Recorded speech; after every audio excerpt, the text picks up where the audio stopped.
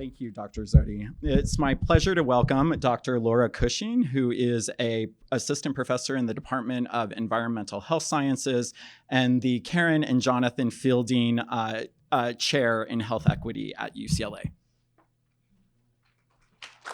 Thank you, Dr. Mimiaga. So I'm an environmental health scientist, and much of my work is in the realm of environmental justice, which is I think why I was invited to be on this particular panel. So I want to talk a bit about environmental racism, which is a term coined by Reverend Ben Chavez, pictured up here on the left, during a protest against a major landfill for PCB hazardous waste that was being sited in rural Warren County, North Carolina in the 80s. And really this event gave national attention to an issue that communities had been raising for a long time, about the disproportionate siting of environmental health hazards in communities of color. And supported now by many decades of also academic research, backing up these assertions that has found that people of color are more likely than white people in the United States to live near a whole slew of things that you don't really want in your backyard. Hazardous waste treatment facilities, power plants, breathe dirtier air, drink dirtier water, and lack amenities that promote health like green space. And so this has, I think, it contributes one piece of the story of why we have such stark inequalities in health along race and ethnic lines. It's more than just environment, but you may have heard the term, your zip code is more important than your genetic code in terms of determining your health and your life expectancy, because the neighborhood you live in really does matter, and the physical environment is one part of that. And if we look historically, this is work by Elizabeth Wrigley Field, you can argue that racism really is more deadly even than COVID-19, because even amidst the pandemic, mortality for white Americans was still lower than it has ever been among Black Americans. So essentially, you can see how life expectancy for Blacks has lagged behind that of whites for almost every year since 1900. The one exception was during the 1918 influenza pandemic. So that gap, is larger than the toll that COVID-19 has placed on life expectancy among the white population in the U.S. So as environmental health scientists, we spend a lot of time thinking about how one pollutant source or one particular chemical impacts health. And proving that is actually very difficult. And we tend to regulate one chemical at a time, one pollutant source at a time, to try to protect population health.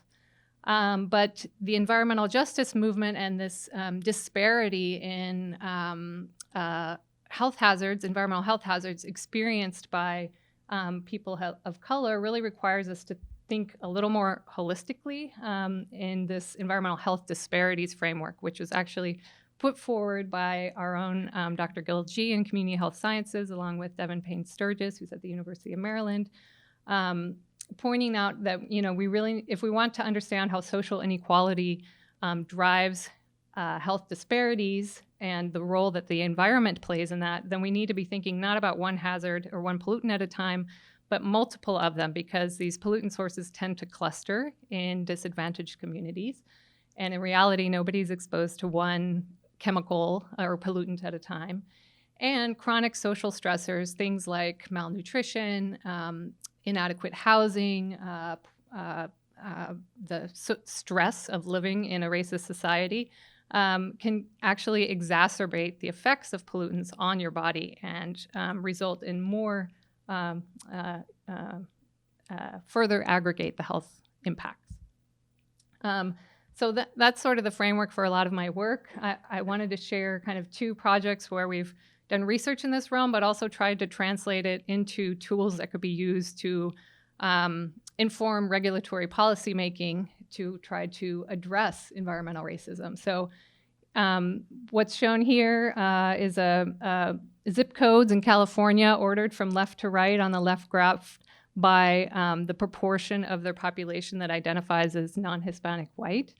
And then on the y-axis are indicators of residential proximity to a number of different environmental health hazards, everything from agricultural pesticide applications to diesel particulate matter coming from heavy-duty vehicles, air pollutants, et cetera. And you can see basically if the curve falls above that blue line, that means it's a regressive distribution.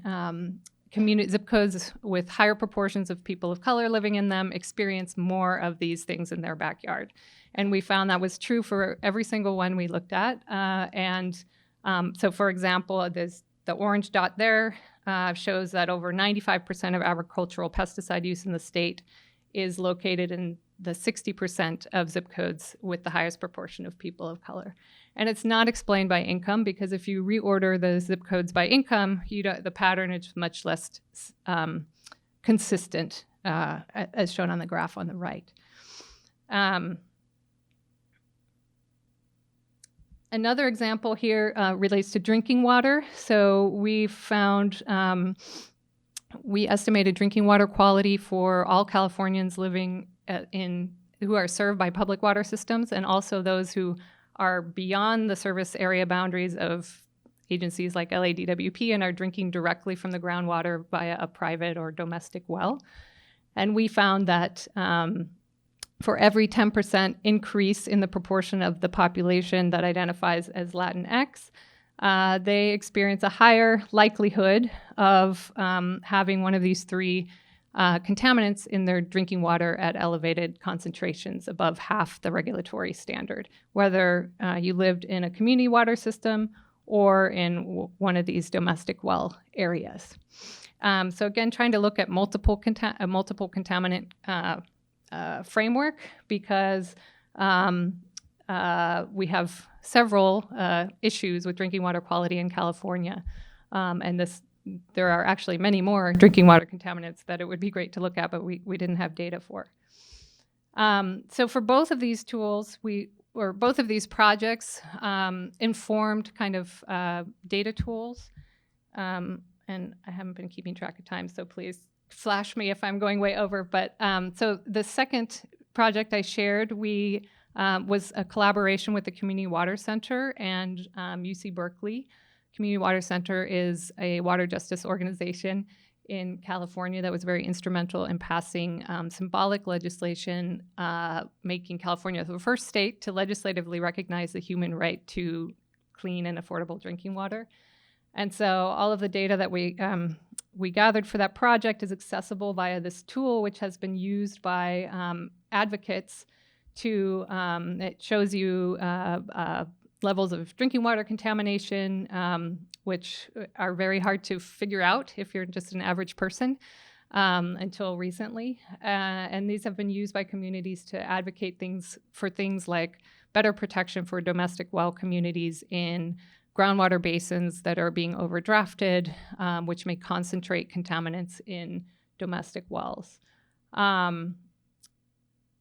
I'm going to skip over this. For that first project I shared, I seem to have put my slides all in the wrong order, really informed the development of this tool, CalEnviroScreen, which is published by the Cal EPA, Office of Environmental Health Hazard Assessment, which integrated all of those indicators of residential proximity to environmental health hazards that I was showing you before, along with indicators of social vulnerability to derive kind of a geographic environmental justice screening tool score called the CalEnviroScreen Cumulative Impact Score. The work I showed you went into the development of this tool, which is now on its 4th iteration, and the list of things going into it has gotten longer than what I showed you a few slides ago. But this tool is now being used to guide investment, compliance, and enforcement activities and essentially direct resources towards communities that are disproportionately impacted by multiple of these environmental health threats. So that's kind of how, seeking to leverage research that can better inform regulatory policymaking in the environmental health realm to address longstanding problems of environmental racism and promote health equity. So I will stop there. Thanks.